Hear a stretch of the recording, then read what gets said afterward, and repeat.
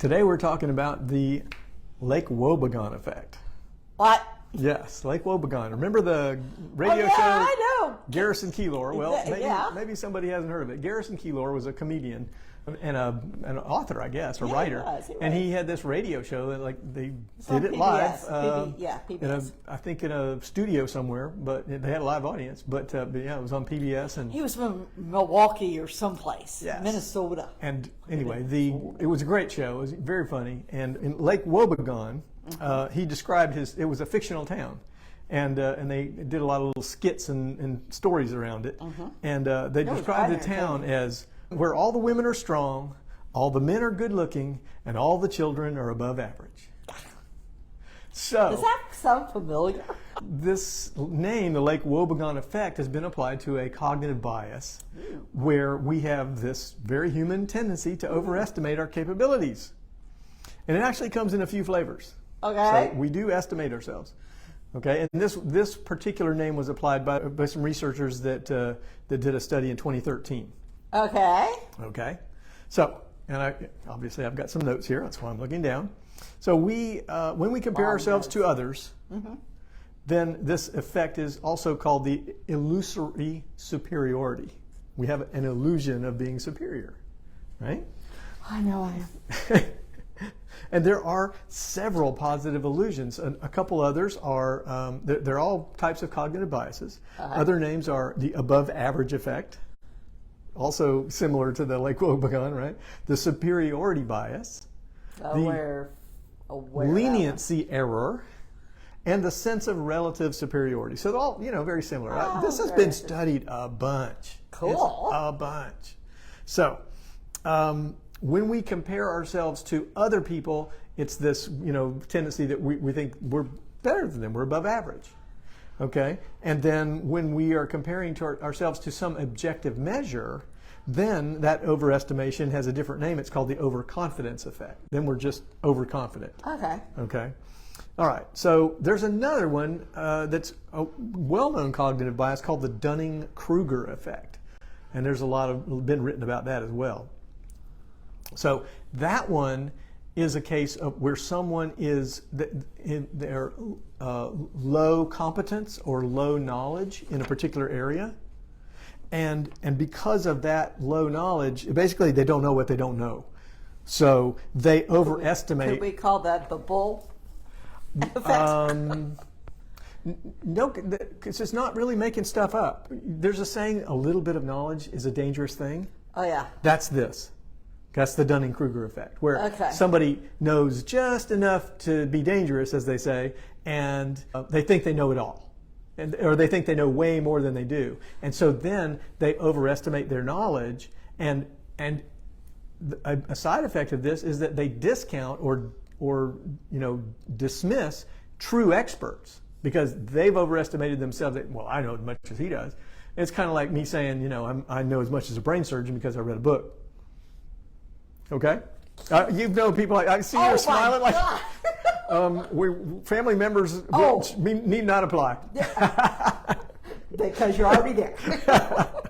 I read your mind. Oh yeah. Okay, so like I said, this has been studied a bunch. I'm going to hit some highlights. All right. In 1991, a group studied 1 million high school students. Oh, good God! How they tie that down? We're talking about they just asked them in their leadership ability, are you above average or not? Okay, above average means 50%, right? Or 49%. There's 49%. There's average, and there's 48% above average, or something like that. There's a half in there somewhere. Anyway, so only half the people could be above average at most. Okay. 98% of them said they were above average. Oh, of course they did. So that's an example of this. We're teenagers. Okay, then a 1981 survey of drivers. This one ought to be That's a good one. And if you're on the road, you know this is true, right? 3/4 of the drivers said they were better drivers than 3/4 of the other drivers. Okay. Yeah, do some traffic out there. This is so much Drive fun. I-4. Okay, now here's my favorite one. Okay, give me your favorite one. In 1987, Well, that was a long time they ago. did a study where all of the states across the United States, they all reported, 100% of them, all 50 states reported that their average student scores were above average. 100% above average. Totally impossible.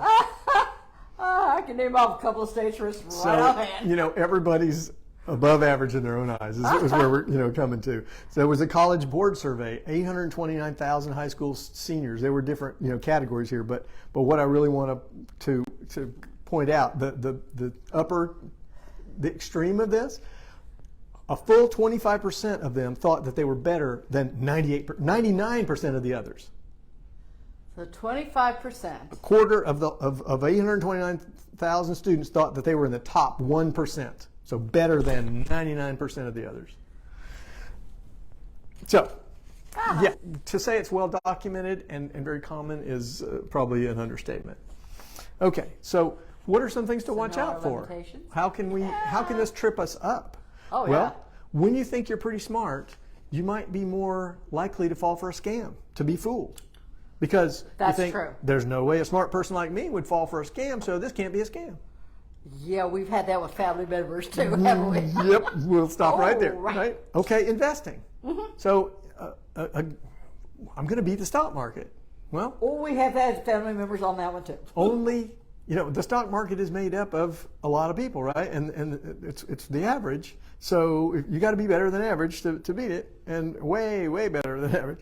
Anyway, investors get into the stock market thinking that they're smarter than average. Yeah. And that's not usually the case. That's not usually the case.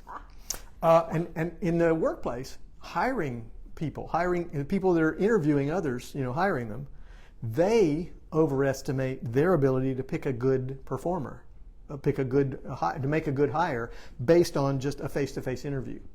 Their judgment of other people. Boy, is this borne out in the real world. There's other biases in there too, where they tend to hire people that are like them. Right. Again, related.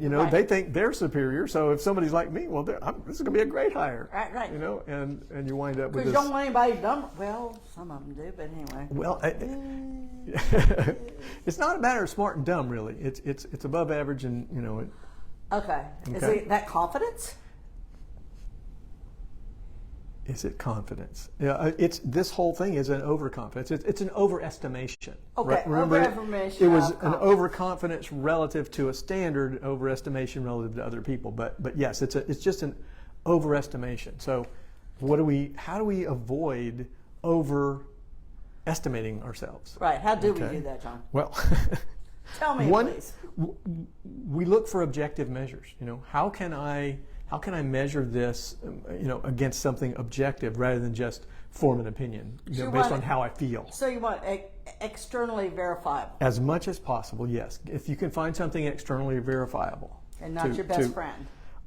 And sometimes that can be just getting feedback, Right. How do it has to be honest feedback. If you pick your best friends and say, how am I?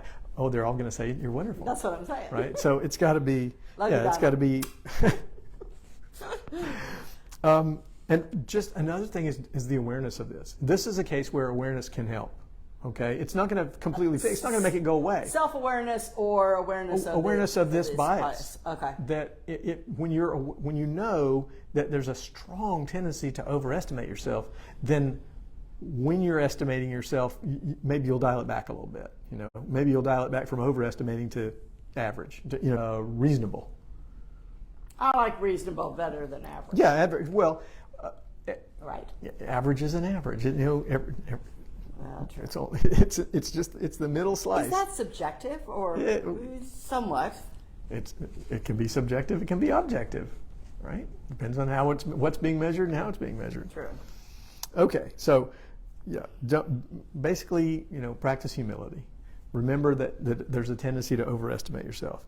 And when you can, define what average means in a specific context and get agreement among the people. If you're working with a team, everybody agree what's average performance. For example, if we're doing performance evaluations of employees, right? The management team that's going to be doing these evaluations, if you've got multiple managers, it makes sense that they get together and they define what what that level is, what the expectation level is, and above expectations, above average, and so on, so that everybody's using the same term, same language, and same measurement.